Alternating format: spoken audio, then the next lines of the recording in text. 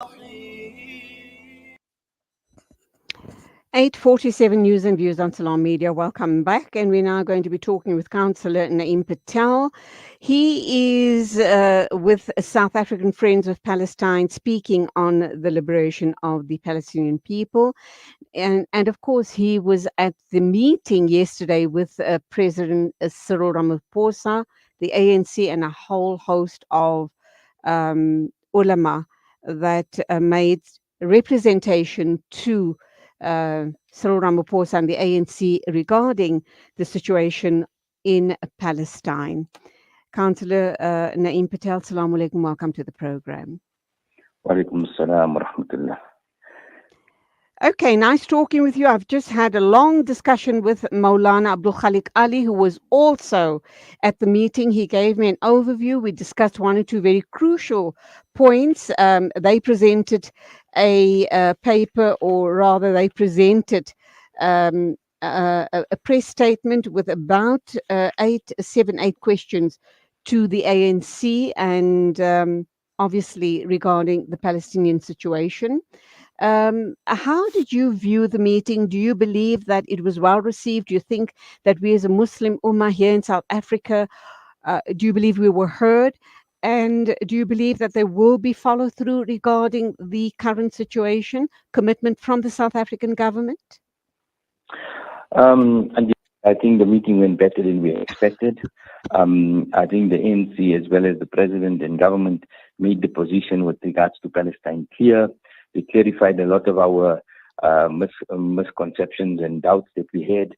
Maybe I'm going to go one step back and say, how did the meeting actually come about? So after the Jewish Board of Deputies met with the president, they issued a statement as the Jewish Board of Deputies, and we were not very, we were taken aback with what was said in the statement. I then called the Secretary General of the ANC on Friday, and I said, look, we're not very happy with the statement.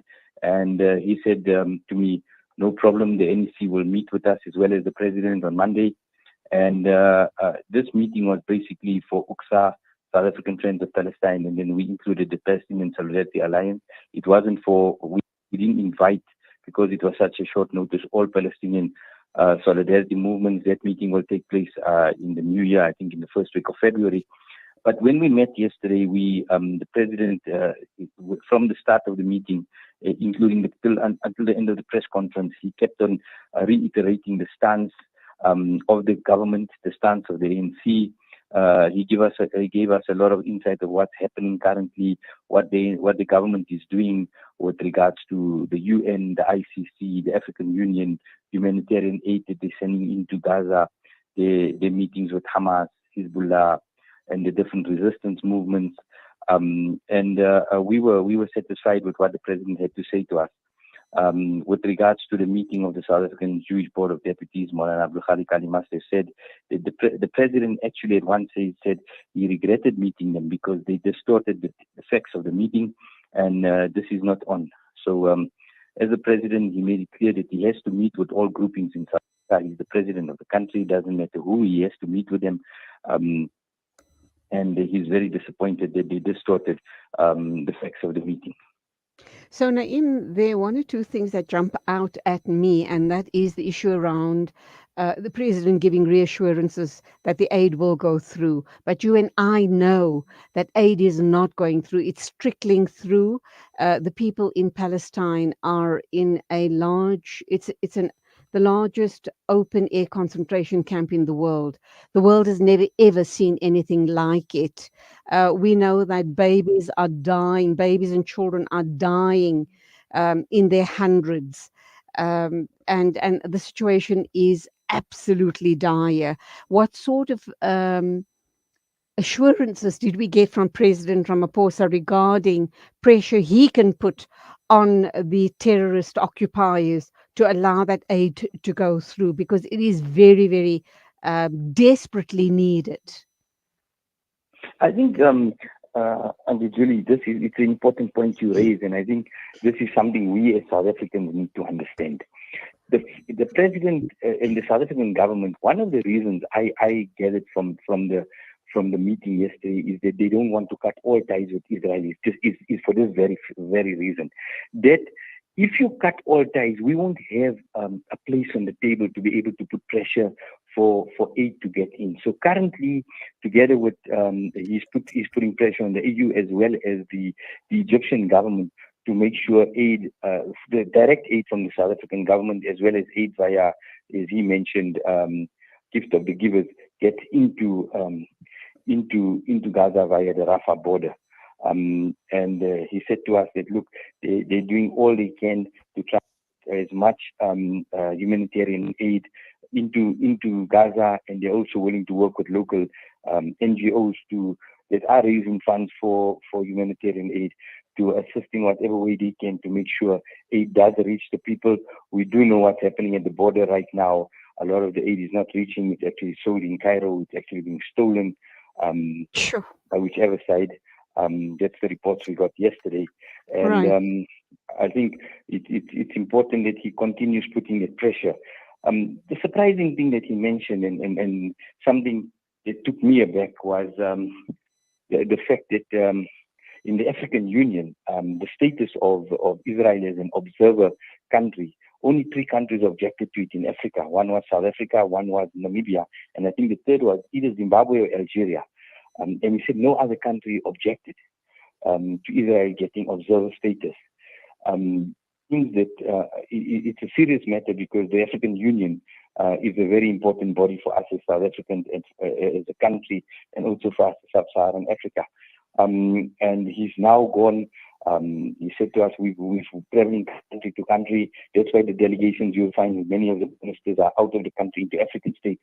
They're trying to lobby all African countries to stand with South Africa and Nigeria and Namibia to make sure that Israel doesn't get observer status at the African Union. So a lot is going on that we as the public are not aware of, that he said to us in the meeting.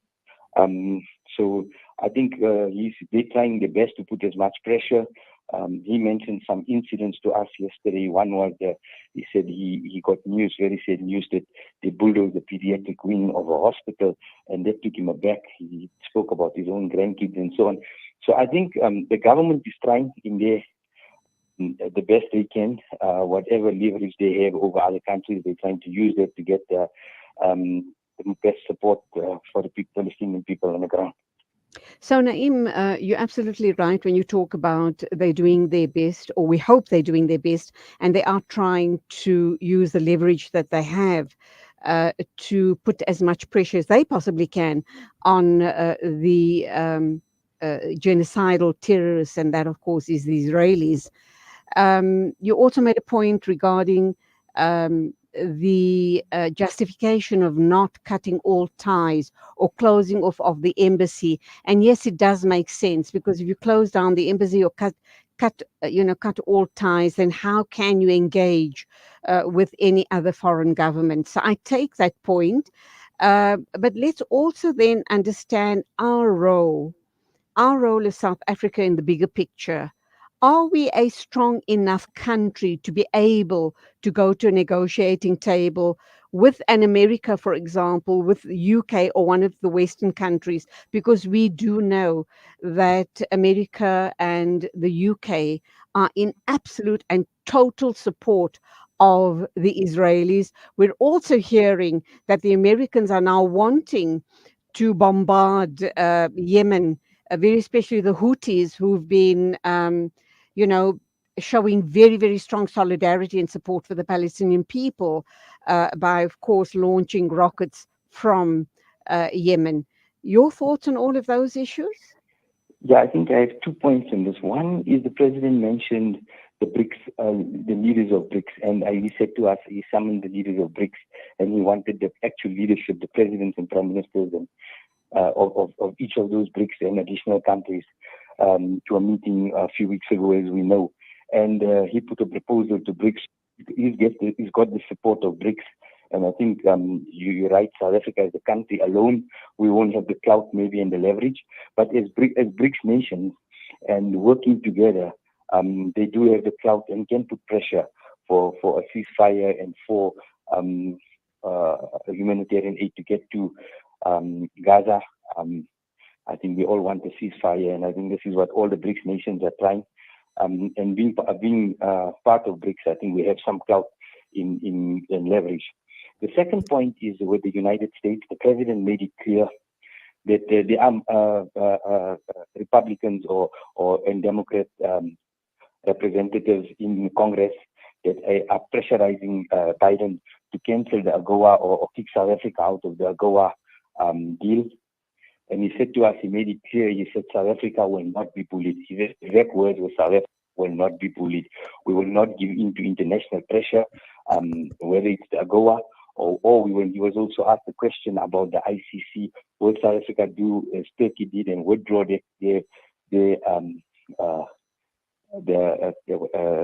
reported Saudi at the ICC? Will they withdraw it? And the president made it clear, South Africa won't be bullied. We will continue till the end with the ICC. And if America has to kick us out of the AGOA deal, South Africa will deal with it, but we will not give in to international pressure. Did the situation of Palestine's Arab neighbors come into, was that a question that might have been raised at all? I know that 7 points were tabled yesterday, but I'm kind of wondering because the Western world keep, harping on this as well, almost boasting the fact that the Arab neighbors of Palestine will not get involved in this fight because it might end up in a regional war in the Middle East, or because they are all the lackeys of America and the UK. I'm kind Uh, of wondering, did any of that get raised at this meeting directly, yesterday? Directly, it was not raised, but the president did make one statement. He said they were surprised when they took Israel to the ICC. The countries that they thought will back them didn't back them. He didn't elaborate on which countries didn't back them, but I think from my own assumption is that it's obvious that South Africa would have thought that the Arab nations, being Muslim and being bordering Palestine, would be the ones that would have supported them at the ICC. But he was surprised the countries that he thought would support South Africa did not. And secondly is he mentioned that the AU, the person in charge of the AU with regards to the Israeli Israel being granted status as an observer nation is actually a Muslim person. Muhammad, I can't remember the surname, and he said he was surprised that they actually were not for Israel being kicked out of the AU as an observer. So the other countries, no, he didn't mention, but I think he alluded to the fact that those that he thought would support us, both in the EU and ICC, did not support. Obviously, it really is a glaring fact that the countries that are not coming to the assistance of the Palestinians, their neighbors, it does indicate where their loyalties lie. And it is with the Americans and the Western world, simply because they're afraid aid and other trade deals might be cut off completely. And it's really a situation, it seems, as if they are looking after their own backs and couldn't be bothered to what happens to their neighbors. But that, of course, as Muslims, we know, is a very wrong position to be taking. But be that as it may, what was the sentiments regarding the very weak performance or the weak stance of the United Nations? You kind of wonder about whether a United Nations should still be in operation, because 60 odd days into this horrific genocide, they are unable to get the world to stop this genocide. One would think that that is a role that the United Nations would take, but it's very sad to observe that nothing has been done. I think we as South Africans shouldn't be taken aback by what's happening at the United Nations. Our own struggle in our own country took 300 years or 48 years after the United Nations was formed to actually come to fore that we got freedom. So we know very, very well as South Africans, when it comes to third world countries or impoverished countries, like is happening in Kashmir, like is happening in Western Sahara. Um, the United Nations takes resolutions, but no implementation. The same thing is happening in Palestine today. The United Nations keeps on taking resolutions, vote after vote. I hear there's another vote taking place today for ceasefire. But what will it actually achieve? No one is sure. And so I think the United Nations is basically there for when countries like the US wants to invade another country, like they did in Iraq, like they did in Afghanistan. Then the United Nations is there actually to give them legitimacy for this bombing and for this for the US going into this country. But when it comes to countries like outside of those the big countries, the UN hasn't got the teeth to do anything. Yeah, Naeem, it also speaks a lot about the armaments industry all around the world, particularly the Western world. They need that industry to be very vibrant. It keeps a lot of white people in the Western world in jobs. And wars are very, very big money. So I guess that says it all, does it not? Yeah, it does. It makes you All right. wonder that we live in a modern world, and usually we live in a world of technology. We live in a world which Astaghfirullah. we think we've progressed, but actually I think we've regressed because we can all, Astaghfirullah. even we as South African Muslims or progressive Muslims or liberation movement, pro-Palestinian solidarity movement, there's not much we can do. We basically, our hearts are sore, we're making dua, we're trying to send aid, march, put up flags, but there's nothing much we can do. We're just watching But even every that, day to see. Naim, I was talking to someone in Palestine yesterday in Jenin, and he was talking about the horrific conditions that they're living under. And even that little bit that is being done by the South Africans is enough because we're keeping their struggle alive Yes, in the minds of the world. But let me you, give you the next minute or two to please wrap up, summarize what we've discussed this morning and what you got out of the meeting yesterday. I hope you're going to tell me that, inshallah, there is light at the end of the tunnel. That's the dua that we are fervently making, inshallah. and usually as Muslims, we always believe after hardship comes ease. So I think there's Ameen. definitely is light after the tunnel. Ameen. Although it's hard to bear what's going on every day. I think what I take from yesterday's meeting, we opened the door to the presidency. As UXA, they now have a door with other issues as well in the Muslim community, which they can take up. But I think the most important thing is we clarified that the president is still 100%, and he said it in his press conference. We unequivocally stand with the people of Palestine. Over and over, he said it's a genocide. And he said to us, I said to the South African Board of Deputies that apartheid is an Israel state. This is a very important thing for the people of Palestine. Hamas also mentioned it to us. When you say apartheid is an Israel state, it gives another meaning to Israel. So I think that's very important for us that he clarified that. And also, once again, we got assurance from government that they will work with solidarity movements in South Africa with regards to the Palestinian issue. He's given us an undertaking that we will have a meeting with all the religious sector as well as the Palestinian solidarity movement in early February. I think they were talking just before SONA, and to discuss the Palestinian issue. And importantly, we requested that he meets with the South African Jews for Palestine and other Jewish pro-Palestinian Jewish organizations. He made a very brilliant point that a Jewish person that works in his office said to him when he met the South African Jewish Board of Deputies that, Mr. President, these people are going to distort your words and nothing is going to come out of it. He said to the president that we stand with Palestine. So a Jewish person working in his office told the president that we Jews stand with Palestine. And I think this, for me, is the important point. The rest is there. We discussed it in the press conference.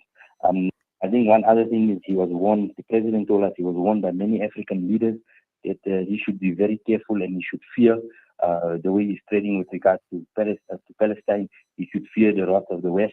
And he said to us, many of my colleagues and presidents in Africa has warned me for this, but the South African government will not reverse our stance with regards to Palestine. Councillor Naim Patel, always a pleasure talking with you. Keep up the amazing work. Till the next time, as always, keep us in your duas, and salamu alaikum to you. Wa alaikum salam. It is exactly 7 after 9 o'clock, and our correspondent is standing by very patiently. I do commend him for that. with the news bulletin of the morning. That, of course, is you, Zain Jadwit. Assalamu alaikum to you.